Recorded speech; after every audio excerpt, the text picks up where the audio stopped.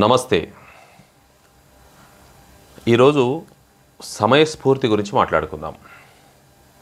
ఈ సమయస్ఫూర్తి జీవితంలో కావచ్చు, వేదిక మీద కావచ్చు. నేను మీ డాక్టర్ మడత భాస్కర్. 2005 సంవత్సరంలో మా ఊళ్ళో ఓ నాటకం వేశాం. మామూలుగా నేను కొన్ని నాటకాలు కూడా వేయడం జరిగింది. చిన్నప్పుడు సత్యహరిశ్చంద్ర నాటకములో లోహితాసుడిగా, సారంగధరలో సారంగధరుడికి మిత్రుడిగా, కొన్నిట్లా 2005 సంవత్సరంలో మా గురువు గారు ఆనందం సార్ తోటి మా వెంకటేశ్వర కళానాట్య మండలి తరఫున ఓ నాటకం వేశాం. అది సారంగధర. ఇందులో నా పాత్ర పేరు సుబుద్ధి, సారంగధరుడికి మిత్రుడు. సారంగధర నాటకం ఈ చిత్రాంగి రాజరాజ నరేంద్రుడి భార్య,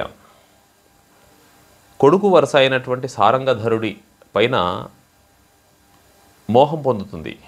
వాస్తవానికి ఇందులో ఆమె తప్పు కూడా లేదు. రాజరాజ నరేంద్రుడి కొడుకు కోసం చూసిన అమ్మాయిని తను పెళ్లి చేసుకుంటాడు. సరే, అప్పటి నుంచి ఈ సారంగధరుని పెళ్లి చేసుకోవాలనే కోరిక తీరలేదు కాబట్టి ఈ చిత్రాంగి కొడుకును మోహిస్తుంది. ఇది తప్పుగా భావించిన రాజరాజ నరేంద్రుడు ఈ కొడుకు సారంగధరుడు ఏ తప్పు చేయకపోయినప్పటికీ అతనికి శిక్ష విధిస్తాడు. చిత్రాంగి చెప్పుడు మాటల వల్ల, ఇదిగో నీ కొడుకు ఇట్లా నా దగ్గరకు వచ్చాడు, నన్ను మోహించాడు, రకరకాల కథలు అల్లి చెబుతుంది. అతడు శిక్ష విధిస్తాడు.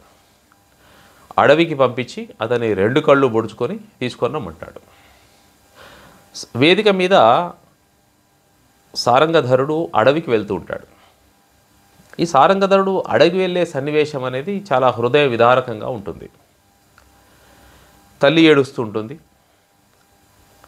భార్య ఏడుస్తూ ఉంటుంది.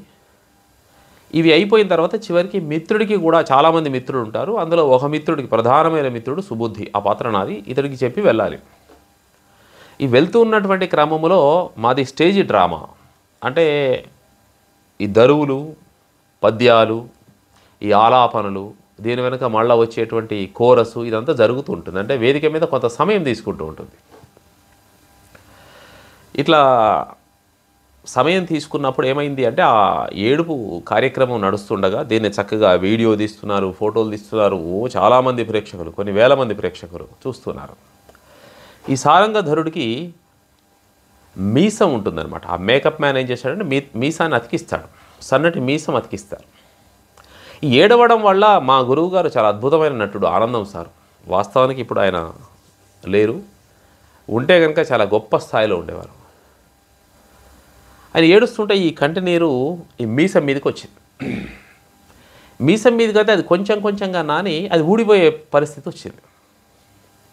మీసం వేదిక మీద కనుక ఊడిపోతే చూసే ప్రేక్షకులు అదంతా రసాభాస అవుతుంది. చాలా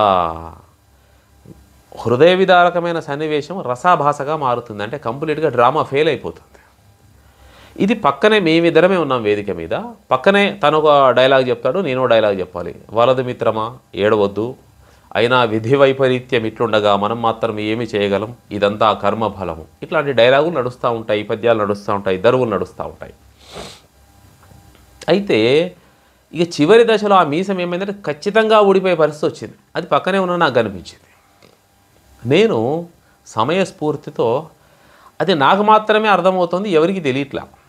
ఇప్పుడు ఏం చేయాలి అని నేను దగ్గరికి వెళ్ళి ఆయన కంటి నీరును తుడిచే నెపంతో ఆ మీసాన్ని అతికించాలి. ఇది నా మనసులో మాట. నేను దగ్గరికి వెళ్తూ ఉంటే రిహార్సల్స్లో మేము చేసిందంటే నేను దగ్గరికి వెళ్ళడం ఉండదు. ఈ పాపిస్టి వాడిని, తండ్రి చేత దూషింపబడిన వాడిని, తండ్రి చేత శిక్షించబడిన వాడిని నీవు తాకరాదు మిత్రమా, ఈ పాపపు దేహాన్ని తాకరాదు మిత్రమా అని ఆయన డైలాగులు చెప్తుంటాడు. దూరంగానే ఉండి మాట్లాడాలి, దగ్గరికి వెళ్ళే సన్నివేశం లేదు. కానీ నేను ఒక్క అంగలో కాస్త ముందుకెళ్ళి నేను వెళ్తుంటే ఆయన నువ్వు నా దగ్గరికి రావద్దు మిత్రం, స్పాంటేనియస్గా డైలాగ్ చెప్తున్నాడు. దగ్గరికి రావద్దు మిత్రమా అని నాకు హింట్ ఇస్తున్నాడు అనమాట. నువ్వు దగ్గరికి వచ్చే సన్నివేశం కాదు ఇది, దూరంగానే ఉండి డైలాగ్ చెప్పాలి అని. నేను ఆయనకు శిష్యుని. కానీ నాకేంటంటే ఆయన మీసం ఊడిపోయే విషయం ఆయన నటనలో ఆయనకు తెలియట్లే, నాకు తెలుస్తుంది. నేను చాలా వేగంగా దగ్గరికి వెళ్ళి అతని దగ్గరికి వెళ్ళి, లేదు మిత్రమా, చివరిసారిగా నీ వంటి ఆప్తమిత్రుడిని ప్రాణమిత్రుడిని తాకే భాగ్యం నాకు కల్పించు, చివరిసారిగా నీ కంటినీరు తుడిచే భాగ్యాన్ని నాకు ప్రసాదించు అని ఆయన కంటినీరు తుడిచే నెపంతో ఆ మీసాన్ని ఇలా అంటించడం జరిగింది. ఇట కంటినీరు తుడిచినట్టు అంటించినట్టు. తర్వాత ఆ సన్నివేశం అయిపోయి వెనక్కి తిరిగి వచ్చినాక, ఏంట్రా అట్లా వచ్చినావు అన్నాడు. ఆయన శిష్యుని నేను, ఆయన దగ్గర పనిచేశాను కూడా. సార్ అంటాడు, ఆయనకు అస్వేచ్ఛ ఉంది, ఎందుకు అట్లా వచ్చినావు, ఇగో ఇది పరిస్థితి, మేము మీసం ఊడిపోతుంది, మరి నేను దగ్గరికి రాకపోతే ఊడిపోయే ప్రమాదం ఉంది. ఇట్లా ఒక వేదిక మీద కొన్ని సందర్భాలలో మనం సమయస్ఫూర్తిగా వ్యవహరించకపోతే ఆ నాటకం అనేది రక్తి కట్టదు, ఆ నాటకం అనేది రసాభాస అవుతుంది. జీవితం కూడా అంతే. ఓసారి 2015లో అనుకుంటా, నేను కొత్తగా ఓ బైక్ తీసుకున్నాను. ఓ రిజిస్ట్రేషన్ ఆఫీస్ నుంచి వెళ్తున్నాను. తిరిగి వెళ్ళే క్రమంలో, అప్పుడు నేను మహబాద్లో ఉంటున్నాను, తిరిగి వెళ్ళే క్రమంలో వెనక మా అబ్బాయి ఉన్నాడు, పెద్దోడు. రాత్రి 8 అయింది. ఆ రోజు హోలీ పండుగ. కొత్త బండి కాబట్టి బండికి నంబర్ ఉండదు. నర్సంపేట గూడూరు దాటాక ఓ 20 కిలోమీటర్లు సుమారుగా అడవే ఉంటుంది. ఎవరు కనిపించరు, నరమానవుడు.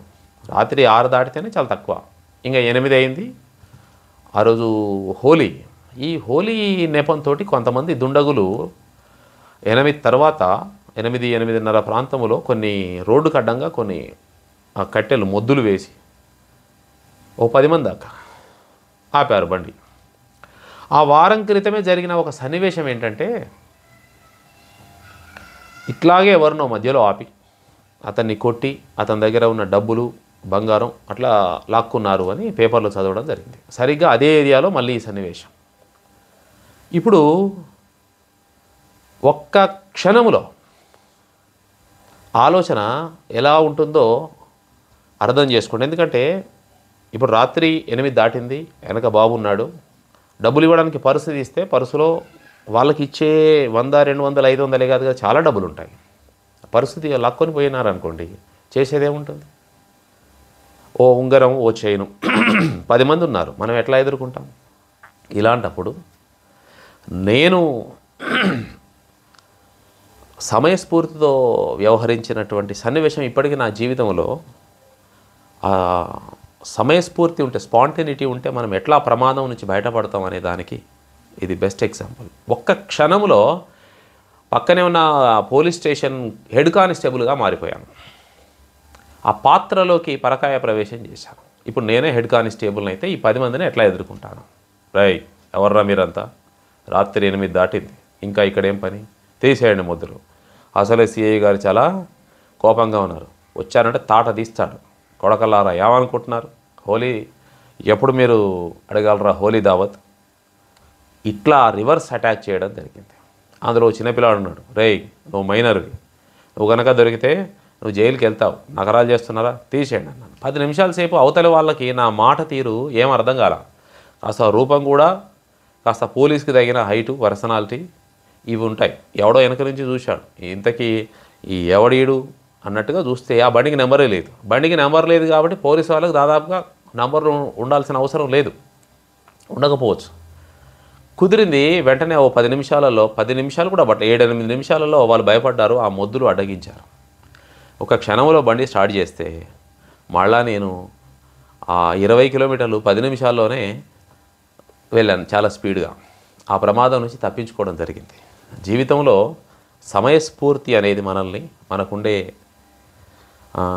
జ్ఞానము కంటే కూడా ఆ టైంకి మనం స్పందించే విధానం అనేది చాలా ప్రమాదాల నుంచి మనల్ని కాపాడుతుంది అనే దానికి నా ఈ జీవితంలోని ఒక ఎగ్జాంపుల్. మరిన్ని విషయాలు మరో వీడియోలో మాట్లాడుకుందాం. ధన్యవాదాలు.